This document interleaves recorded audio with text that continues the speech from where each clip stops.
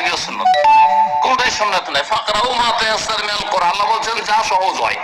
যদি কোন মসজিদে ভালো হাফেজ পেয়ে যান আর গোটা খতম করে তো ভালো কথা, আর যদি খতম না করে সেটাও সুন্নাত।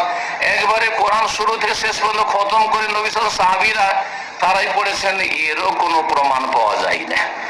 তবে সাহাবায়ে কেরাম তাবেঈনদের যুগে যারা ভালো হাফেজ ছিল, যেমন উবাই বিন কাব, তামিম দারি, এরা ভালো হাফেজ ভালো কারি ছিল, তাদের ইমামতিতে তারাই পড়ানো হইতো। সুতরাং যদি কোনো জায়গায় খতম করানো হয় সেটাও ভালো, কিন্তু বেশি খতম না। যেই খতমে নিজেও বুঝে না যে কি পড়লাম, আর যারা মুক্তাদি তারা শুনে বুঝতে পারে না যে কোন আয়াত পড়া হয়েছে, বুঝতে পারে? এত এক্সপ্রেস পড়া হয়, এই পড়া আল্লাহ কবুল করবেন না।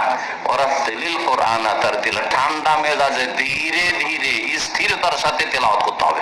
তারাবির নামাজে গোটা কোরআন তেলাওয়াত করে শেষ করা, একবার কমপক্ষে পুরো তারাবিতে পুরো রমজান জুড়ে একবার কোরআন কারীম তেলাওয়াত করে শেষ করা, শোনা, এটা অধিকতর উত্তম ছোট ছোট সূরা বা কয়েকটা আয়াত দিয়ে তারাবি পড়ার চাইতে, এতে কোনো সন্দেহ নাই। রমাদানে কিয়াম রমাদান অথবা সালাতুত তারাবিতে কোরআন কারীম খতম করার জন্য চেষ্টা করি। এখানে একটি বিষয় দৃষ্টি আকর্ষণ করতে হয়, সেটি হচ্ছে এই যে কোরআন কারীম খতম করতে গিয়ে দেখা যায় যে কোরআনকে আমরা খতম করে দিই, কোরআনকে আমরা শেষ করে দিই। সেটা কি? সেটা হচ্ছে এই কোরআনের তিলাওয়াতের মধ্যে না কোরআন কারীমের তারতিল হয়ে থাকে, না কোরআন কারীমের তেলাওয়াতের মধ্যে তাগান্নি হয়ে থাকে, না কোরআন কারীমের তেলাওয়াতের মধ্যে তাহসিন হয়ে থাকে। মানে কোরআনের অত্যন্ত গুরুত্বপূর্ণ কতগুলো বিষয় রয়েছে। কোরআনের তেলাওয়াতকে আল্লাহ সুবহানাহু ওয়া তাআলা কোরআনের মধ্যে উল্লেখ করেছেন, এর একটা নাম হচ্ছে তারতিল, ওয়ারাত্তিলিল কোরআন তারতিলা। তাই কোরআনের তেলাওয়াতকে যথাযথভাবে যদি আমরা তেলাওয়াত না করে থাকি তাহলে কিন্তু কোরআনের হক আদায় হবে না। দেখা যায় যে আমরা কোরআনের তেলাওয়াত শেষ করার জন্য, মানে কোরআনে খতম করার জন্য এমন দ্রুত তেলাওয়াত করে থাকি যে তেলাওয়াতের কারণে কোরআনের যে হক রয়েছে সেই হক নষ্ট করা হয়ে থাকে।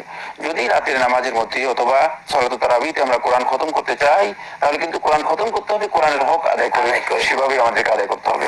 ব্যাপারটা খুব কমন, অনেক মসজিদে দেখা যায়, কারণ তারা রমজানে তারাবির নামাজে পুরো কোরআন শরীফ খতম দিতে চায় আর তারা তাড়াতাড়ি করে নামাজ শেষ করতে চায়, সেজন্য খুব তাড়াতাড়ি করে নামাজ পড়ে। আর অনেক সময় দেখবেন যে তারা রুকু আর সিজদায় খুব অল্প সময় ধরে থাকে। একবার আমি এরকম একটা মসজিদে গিয়েছিলাম, সেখানে নামাজের মধ্যে ইমাম যখন সিজদায় গেলেন, আমিও সিজদায় গেলাম, তিনি একবার উঠে আরেকবার সিজদা দিলেন। আমার প্রথম সিজদা শেষ আর ইমামের দ্বিতীয় সিজদা তখন। আল্লাহু আকবার।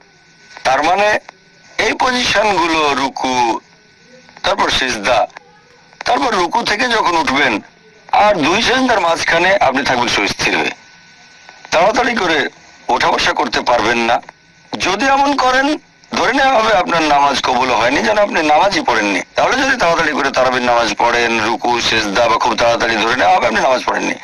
তবে সবচেয়ে ভালো যদি ধীরে ধীরে পড়েন, শান্তভাবে। যদি মনে করেন 20 রাকাত পড়তে আপনি পারবেন না তাহলে 8 রাকাত পড়েন, তবে সেটা